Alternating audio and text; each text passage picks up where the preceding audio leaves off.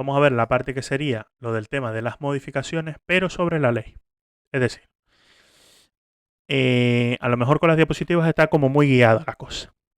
Entonces, tenemos que coger un bloque de temario que tengamos aquí. Nos pone, si yo me voy a la parte de contratos,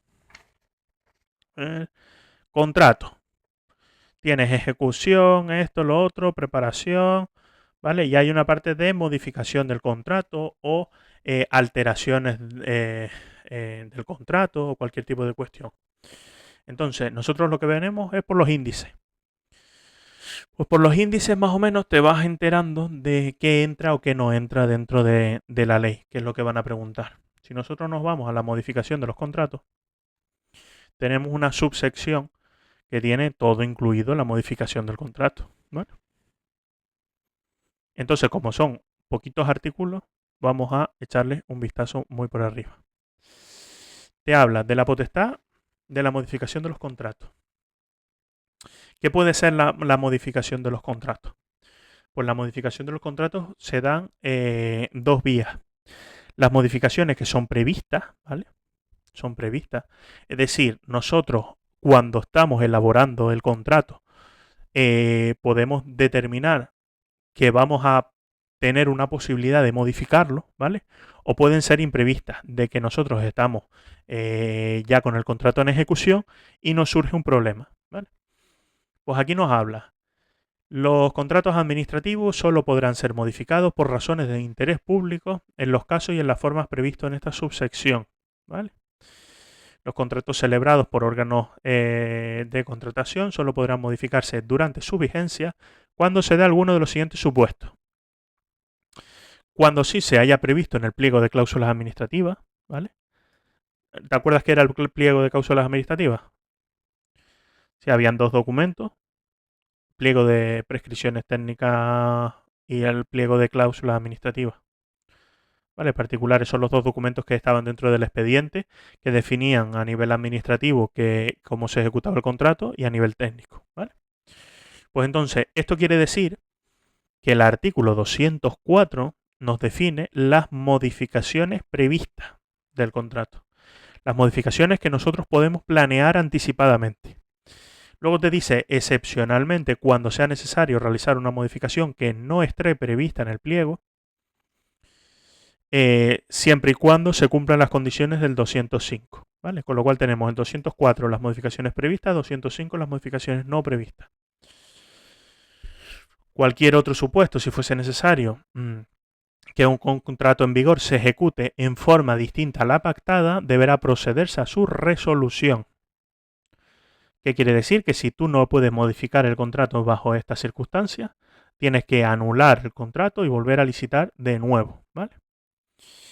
Las modificaciones deberán formalizarse conforme a lo dispuesto en el 153 y publicarse, ¿vale? Hay que entender la formalización. Lo redactamos por escrito, lo firmamos, esa es la formalización, y lo publicamos porque todo se publica, ¿vale? Entonces ya te saltas al 204, modificaciones previstas. Podrán modificarse durante su vigencia hasta un máximo del 20% del precio inicial,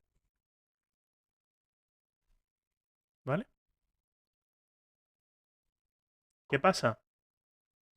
La parte importante que nos dice aquí es que solo podemos modificar un 20%. ¿Vale? La cláusula de modificación deberá estar formulada de forma clara, precisa e inequívoca. Deberá precisar con detalle suficiente el alcance, los límites, la naturaleza, las condiciones. ¿Por qué? ¿Por qué esto es importante? Porque tú tienes que demostrarle a la gente que va a presentarse a la licitación del contrato, explicarle con mucho lujo de detalles qué modificaciones van a haber, porque en base a lo que tú le expliques, a lo mejor a ellos no les interesa presentarse. O sí les interesa presentarse, ¿vale? Un punto importante que te dice, podrán modificarse durante su vigencia hasta un máximo de un 20%. Normalmente siempre pensamos un 20% hacia arriba, pero nadie dice que sea un 20% hacia abajo, ¿vale? Con lo cual, al final, es que el contrato nosotros lo estimamos y puede ser para arriba o para abajo. Nosotros podemos modificarlo un 20% de forma prevista. Por ejemplo, os pongo ejemplos de causas de modificaciones previstas. Nosotros tenemos un contrato de limpieza, ¿vale? Lo que estábamos hablando antes, el contrato de limpieza. Y tenemos que van a venir a limpiar nuestras instalaciones, ¿vale? Pero está previsto que de aquí a 5 años construyamos unas instalaciones nuevas, ¿vale? Y en el momento en el que se construyan hay que limpiarlas, ¿vale? Pues ¿qué vamos a hacer? Nosotros vamos a hacer el contrato de ahora, pero vamos a incluir una cláusula en el que vamos a aumentar la prestación hasta un 20%, ¿vale? Para decir, en el caso en el que construyamos durante la ejecución del contrato, construyamos las nuevas instalaciones, el contrato se podrá ampliar hasta un 20% en estas circunstancias. ¿Vale? Eso, la persona que lo ve dice, oye, mira, a mí no me interesa licitar por este importe, pero mira, esta modificación que tienen prevista hacer, pues me podría interesar, ¿vale? Entonces ahí decide si licita o no. El problema real en los contratos está que nosotros tengamos ese contrato en vigor, que construyamos la instalación y que no hayamos dicho a nadie que íbamos a ampliar el contrato. ¿Vale? Aquí nos habla. Claro. Vale. Ahora, ya que hiciste eso, te hago la pregunta de oro. Si yo voy a calcular el valor estimado del contrato y hay previsto una modificación del 20%, ¿la incluyo o no la incluyo? Vale, claro, porque a lo mejor puede llegar a ese importe el contrato, con lo cual el valor estimado se incluye, pero ojo, porque en la definición del valor estimado que la tienes en artículo 100, 100, 101, 100. ¿Tú tienes la ley, Fátima?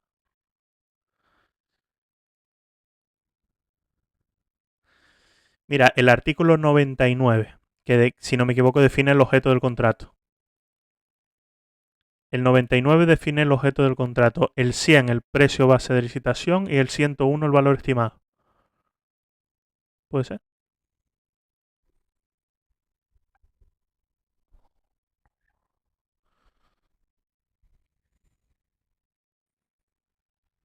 Por supuesto. El valor estimado. Vale, pues esos artículos, por ejemplo, son importantes. ¿Por qué? Porque el del objeto es el que dice que hay que dividir en lotes, que el contrato tiene que ser por la totalidad de la prestación, todo ese tipo de cuestiones. Luego el que entra en el presupuesto base de licitación es el que dice lo del importe máximo a gastar y el valor estimado del 101 es el que nos dice que se incluirán las modificaciones, pero, ojo, que ahí es donde quería llegar, te dice modificaciones al alza.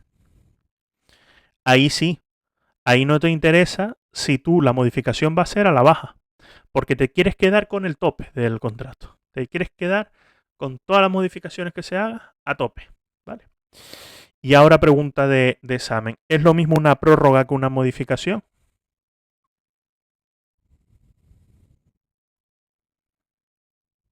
A ver, Davinia.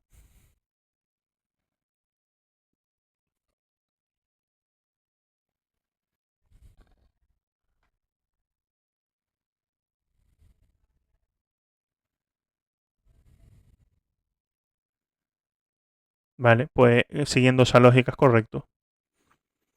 Cuando hacemos la prórroga, alargamos en el tiempo, pero no modificamos en el tiempo, sino que decidimos una cuestión diferente, que es, vamos a querer el contrato 4 años, ¿vale? Vale, ¿qué pasa si durante esos 4 años nos cambian las necesidades? Necesitamos más gente, menos gente, hacemos esto, lo otro. Pues como no lo podemos decidir muy bien, lo que vamos a hacer es que el contrato sea de 4 años, pero que la duración inicial sean un año prorrogable por 3 más. ¿Eso qué quiere decir? Que nosotros tenemos un contrato aparentemente de un año que a medida que va pasando, ¿no? Vamos prorrogando por otro año, prorrogamos por otro año, prorrogamos por otro año hasta llegar al final. Y vamos a ver que esto es una cosa que adelanto por si acaso se nos cuela o no nos acordamos de tal, las prórrogas son obligatorias para los contratistas, siempre y cuando se preavise con 2 meses de antelación, salvo que el contrato sea inferior a 2 meses de duración. Pero las prórrogas son obligatorias para el contratista. ¿Vale? Quiere decir que ese contrato que se prorroga anualmente, realmente lo tenemos nosotros de nuestra mano. Tenemos la sartén por el mango nosotros. Nosotros tenemos ese contrato que son de 4 años, que realmente es de uno, prorrogable por otro, por otro, por otro, por otro. ¿Vale? Pero tenemos la sartén nosotros por el mango. Veremos una cosa de las modificaciones que también tiene obligación el contratista. ¿Vale? Pero para no adelantar mucho contenido. Vale, seguimos. 205. Modificaciones no previstas. Aquí ya entra en la tesitura de que estamos durante el contrato y no lo queremos modificar. ¿Vale? Modificaciones no previstas, ¿vale? O que, habiendo sido previstas, no se ajusten a lo establecido en el artículo anterior.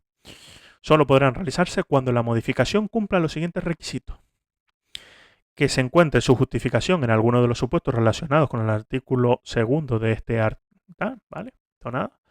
Que se limite a introducir variaciones estrictamente indispensables. Estos son todo el articulado lógico que tiene que introducir este tipo de cuestiones, ¿no? Que te hablará sobre, pues, que no te sobrepases y que cojas y decidas meter todas las modificaciones que tú tienes pensado, ¿vale? Los supuestos que eventualmente podrán justificar una modificación no prevista siempre y cuando se cumplan todos los requisitos serán: cuando sea necesario añadir obras, suministros o servicios adicionales, ¿vale? Tenemos ese contrato de vigilancia, o perdón, de limpieza, dije, construimos una instalación y hay que añadir un servicio, ¿vale? Entonces surge una circunstancia: que el cambio de contratista no fuera posible por razones de tipo económico o técnico. ¿Qué quiere decir? Que lo primero que nosotros tenemos que decidir es: cancelamos el contrato, resolvemos el contrato. Ahora necesitamos añadir esta cuestión, pues resolvemos el contrato. ¿Qué pasa? Hay veces que por motivos económicos, es decir, yo aquí en una clase de preparación para el acceso a la función pública, yo tengo que dar las cuestiones teóricas. La cuestión práctica es que a nadie se le ocurre resolver el contrato. Todo el mundo va a tirar por que por razones de tipo económico o técnico se hace demasiado complicado lo de hacer otro contrato y hay que ampliarlo, ¿vale? Pues te dice cuando estas den lugar a incompatibilidades, dificultades técnicas de su uso o mantenimiento, que resulten desproporcionadas, ¿vale? Entonces aquí nos lo permite y en ningún caso se considerará un inconveniente significativo el celebrar una nueva licitación. Es decir, ya aquí estas cuestiones no las suelen incluir las leyes, pero ya aquí te está dando una nota informativa de diciendo: es para cuando sea muy difícil, pero no puedes justificar que hacer una nueva licitación te va a costar mucho trabajo, ¿vale? Ya es lo que te dice aquí, ¿vale? Pero la cuestión es que debe cumplir lo de razones de tipo económico-técnico, ¿vale? Este tipo de cuestiones. Y además te dice que la modificación del conjunto implique una alteración en su cuantía que no exceda, aislada o conjuntamente con otras modificaciones acordadas, el 50% del precio inicial iba excluido. Ahora os pregunto, ¿cuánto se puede modificar un contrato por una modificación no prevista?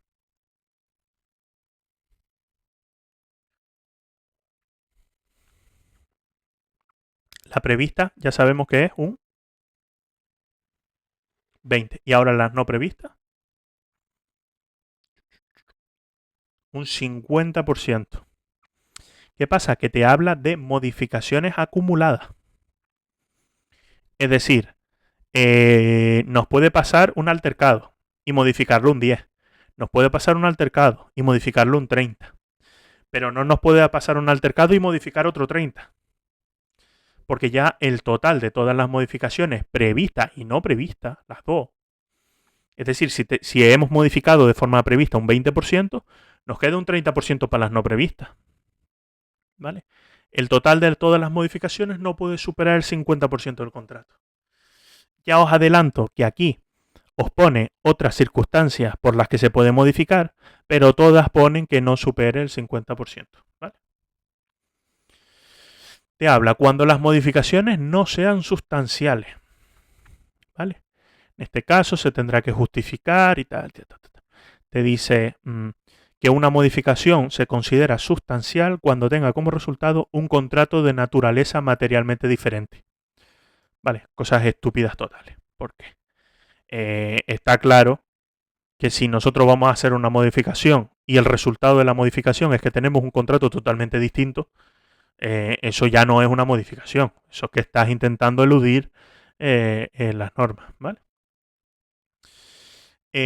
Vale, te habla de que la modificación introduja condiciones que de haber figurado en el procedimiento de contratación habrían permitido la selección de candidatos distintos a los seleccionados. ¿Vale? Eso es una modificación sustancial. Si yo, por ejemplo, en el pliego ponía que no permito pilos o bolígrafo PIC y el cambiarlo implica que la empresa BIP podía haber entrado a participar, ¿vale? Eso es una modificación sustancial.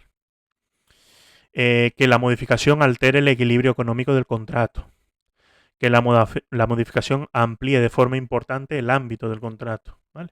Y aquí sobre todo, como estas cosas son cosas de manera eh, hipotética, porque amplíe de forma importante el ámbito del contrato, la ley de contratos es tan grande porque te incluye exactamente qué significa que amplíe de forma importante el ámbito del contrato.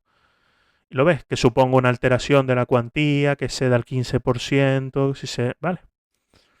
Estas cosas no hay que estudiarlas. Es decir, esto es ya materia muy, muy, muy técnica. Porque al final, si nos estudiamos todos estos placitos y estas implicaciones, es una locura. ¿Qué nos preguntan en todas las oposiciones hasta A2, salvo que haya un A2 que sea puro de contratos, ¿sabes? Una oposición que sea solo contratos de A2? Teóricamente todas estas cosas lo que nos implican es estudiarnos hasta que las modificaciones previstas o no previstas, el 20%, 50%, ese tipo de cuestiones. Eso sí. ¿Vale? Y ahora entramos, al igual que os dije que las prórrogas eran obligatorias para el contratista, que ahora lo buscamos en la ley, nos dice obligatoriedad de las modificaciones. En los supuestos de modificación recogidos en el artículo 205, las modificaciones acordadas por el órgano de contratación serán obligatorias para los contratistas cuando impliquen aislada o conjuntamente una alteración que en su cuantía no exceda el 20% del precio inicial del contrato. Cuando, de acuerdo a lo dispuesto en el apartado anterior, la modificación no resulta obligatoria para el contratista, la misma solo será acordada por el órgano de contratación previa conformidad por escrito del mismo, resolviéndose el contrato en el caso contrario. ¿Vale? ¿Qué es curioso? Que nos habla de los supuestos del 205.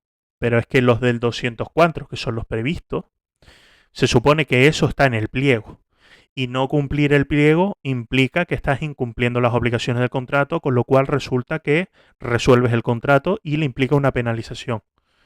¿Vale? Con lo cual, a efectos prácticos, es obligatoria las dos, la prevista y la no prevista. Aunque la ley solo hable de las obligaciones no previstas, ¿vale? Pero tenemos las dos.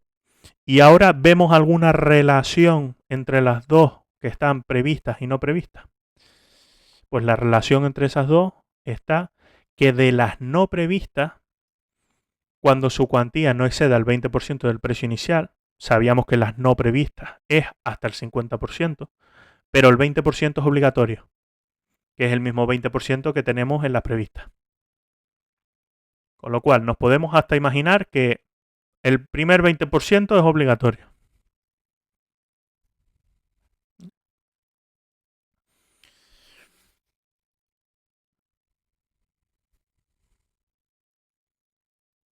Uh -huh, uh -huh.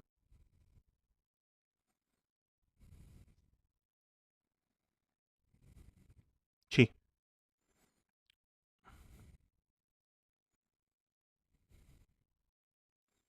Si tú le exiges de las no previstas un 50%, el contratista puede decir que no.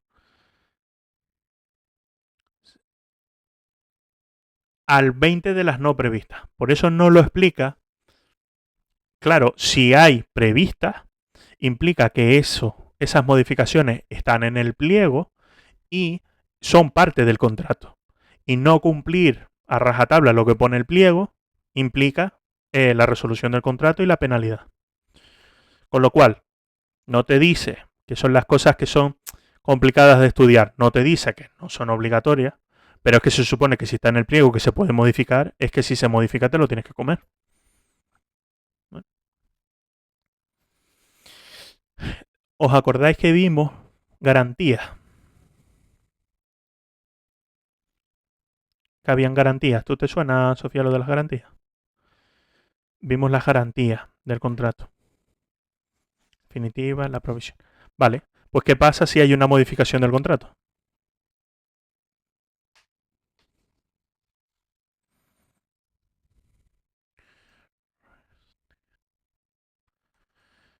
Vale, a ver si localizo el... Esto es reajuste. 109. Constitución, reposición y reajuste de las garantías. ¿Cómo se exige la garantía? Cuando el licitador hubiera presentado la mejor oferta de conformidad a lo dispuesto en el 145, deberá acreditar la constitución de la garantía definitiva. ¿Cómo la acredita? Poniéndola en la caja general de depósitos, entregándola en efectivo, como le dé la gana, pero que se acredite.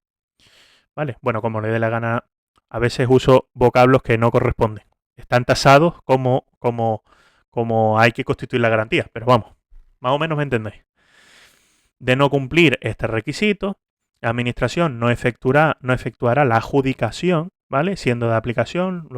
El problema de la ley también es que hace referencia mucho a artículos. Lo del 45, lo del 150.2, ¿vale? A efectos prácticos te habla de la penalidad, de que cuando no se adjudica se pasa al siguiente y se le impone una penalidad de hasta el 3%, que va, a ver si te acuerdas de qué garantía es la que responde de la adjudicación.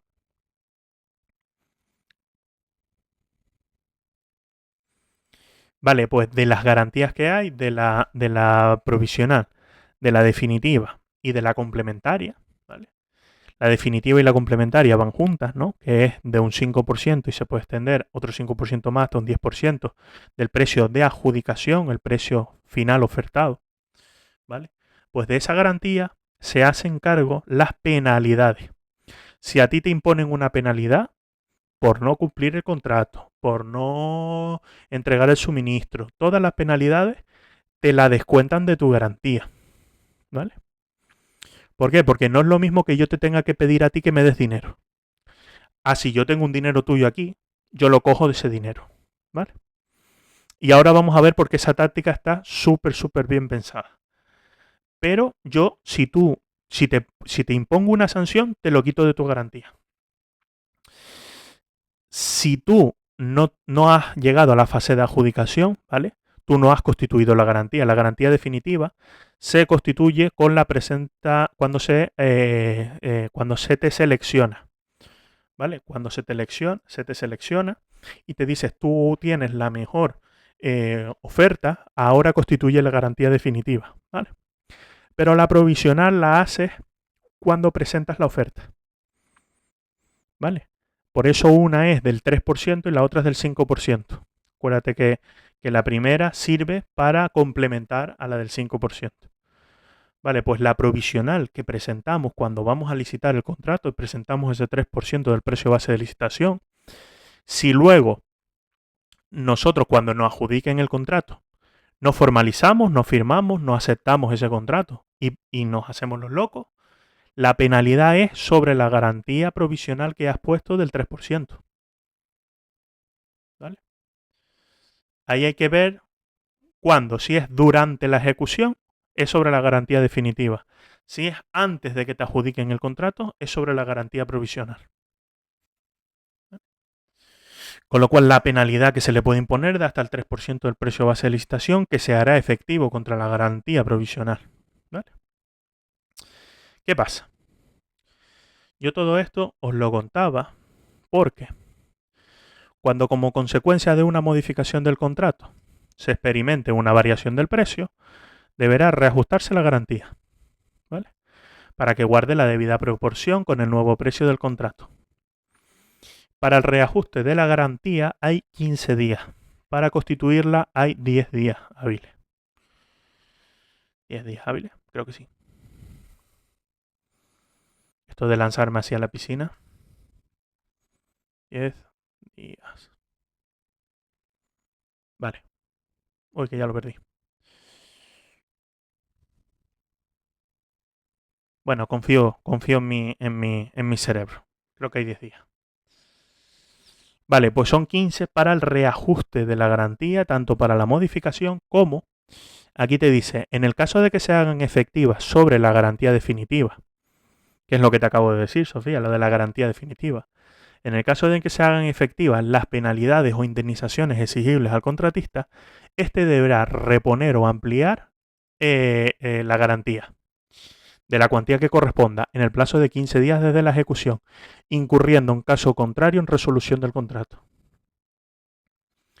No es lo mismo que yo te diga a ti, dame dinero, porque no has prestado el servicio como tenías que prestarlo, a que te diga, vale, como no has prestado el servicio como tenías que prestarlo, yo de este dinero que tengo aquí tuyo voy a coger, ¿vale?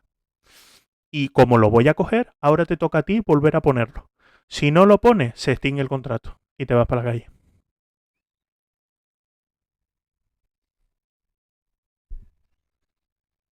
Sí, sí.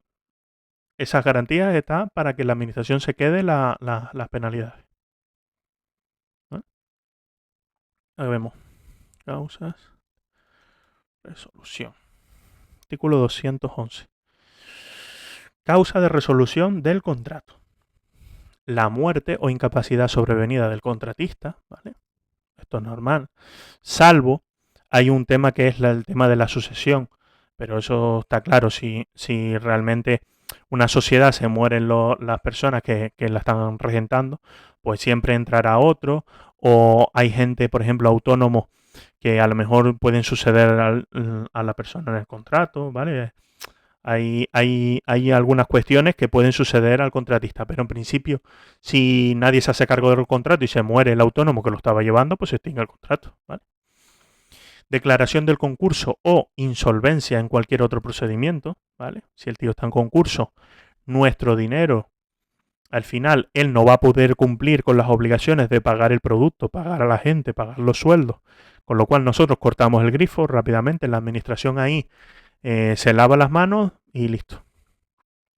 El mutuo acuerdo, ¿vale? A lo mejor te presenta el contratista que te dice, mira, que no puedo prestarte el servicio, te voy a dar una basura de servicio, así que ¿qué te parece si dejamos lo del contrato, lo resolvemos y ya está? ¿Vale? Pues en principio la administración, ya veremos algunas cuestiones, pero la administración puede resolverlo, ¿vale? La demora en el cumplimiento de los plazos por parte del contratista. Si el contratista no cumple los plazos que tiene que cumplir, pues se puede resolver el contrato. ¿Vale? Aquí te hable, en todo caso, el retraso injustificado sobre el plan de trabajos establecido por un plazo superior a un tercio de la duración inicial del contrato. ¿Vale?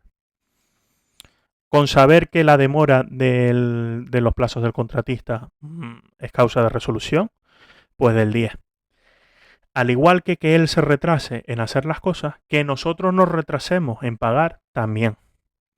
Demora en el pago por parte de la administración por un plazo superior al aquí establecido, que lo veremos en la resolución, la demora del pago.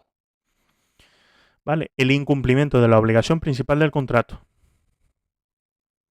Esto es lógico. Asimismo, causa de resolución, el incumplimiento de las restantes obligaciones esenciales, siempre que estas últimas hubiesen sido calificadas como tales en los pliegos.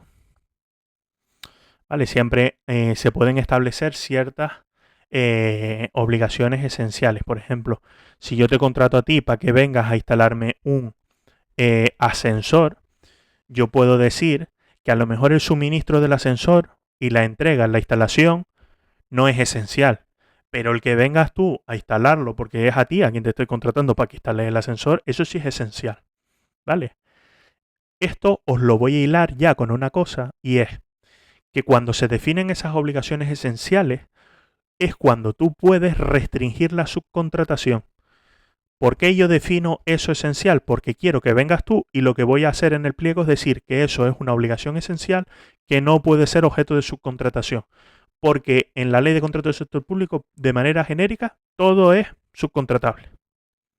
¿Vale? En principio, tú puedes subcontratar, porque antes se tenía que pedir la autorización de la subcontratación.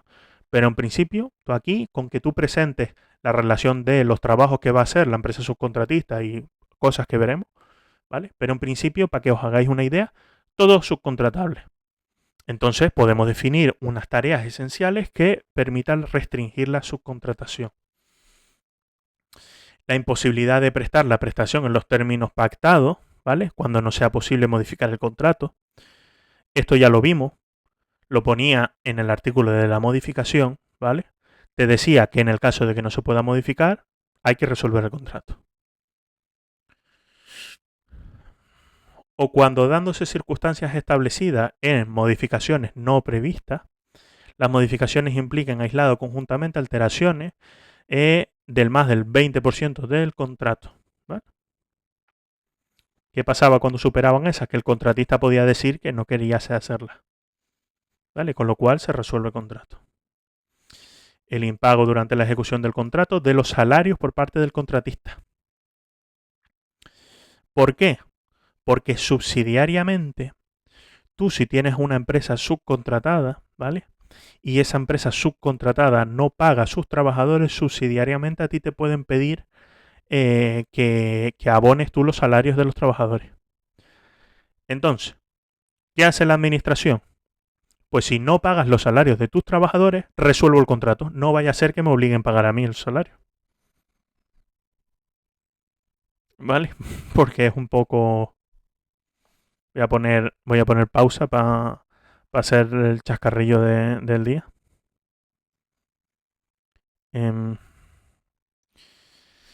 Y dicho chascarrillo... Vale, bueno, son las 9 si quieres ya.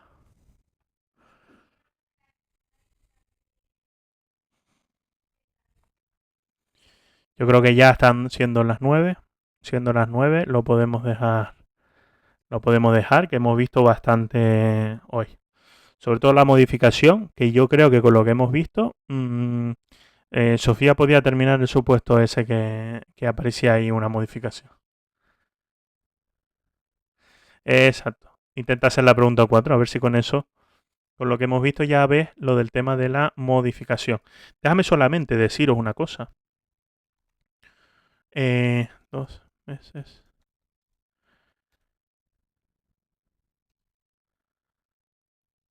A ver. Prórroga. Estoy en la 39, por eso no me salía. Así que aquí. 2 meses. Duración de los contratos, del artículo 29.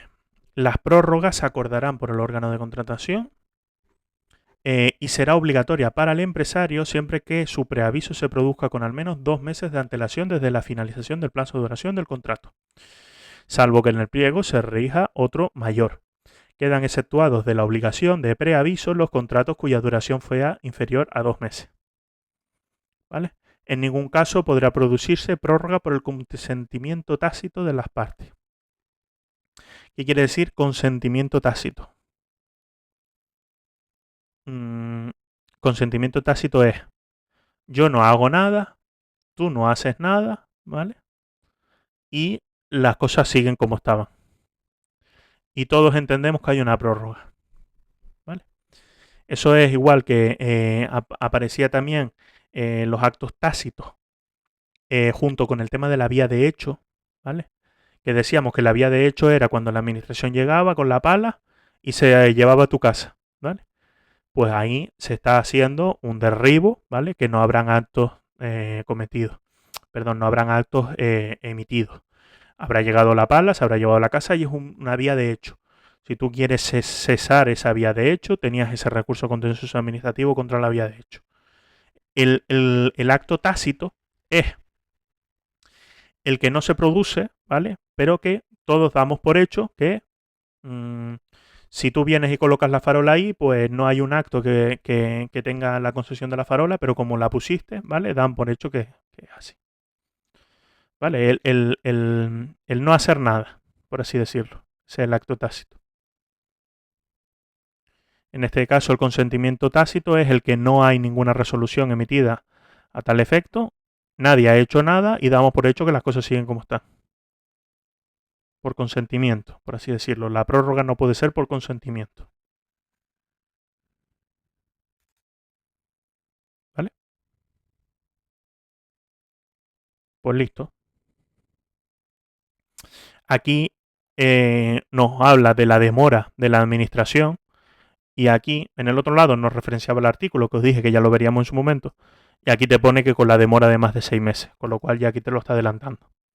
Cuando la administración no paga más de 6 meses, pues no puede haber prórroga porque estamos entrando dentro de lo que serían las causas de resolución. ¿No? Pues listo, pues hemos pegado un pequeño repasillo bastante intenso. Pues nada, nos vemos el jueves entonces.